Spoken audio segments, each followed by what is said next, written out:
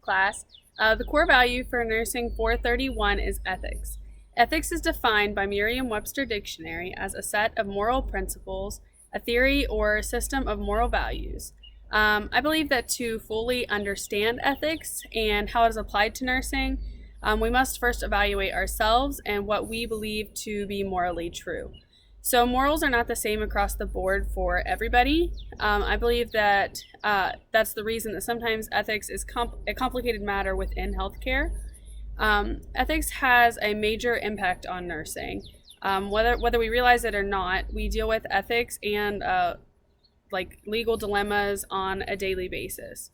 A few examples of ethical decisions that are made throughout just a normal shift, as a nurse, may be not allowing someone to access health information on a patient because they do not have the patient's code to access the information. We may do this even if they seem to have the patient's best interest in mind. It's hard sometimes, but that's the most ethical decision to make in that scenario.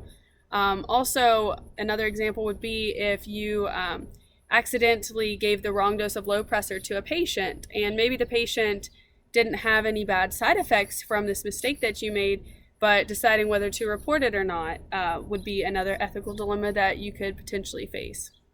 So ethical dilemmas can also pop up on a much bigger scale, such as trying to decide whether or not to give blood to a child of, Jehovah's Witness parents who don't want them to get the blood transfusion, even though the blood transfusion is necessary to save the child's life. So I like the way that the Nurses Healthcare Ethics Committee Handbook by Dewey and Holick put it. They say that providing high quality care and avoiding patient harm are the basis of ethical high quality care, and avoiding patient harm are the basis of ethical nursing practice. So nurses want to do the right thing, but often the most ethical action is not always the most clear. Since the answer is not always clear, many hospitals have developed ethics committees.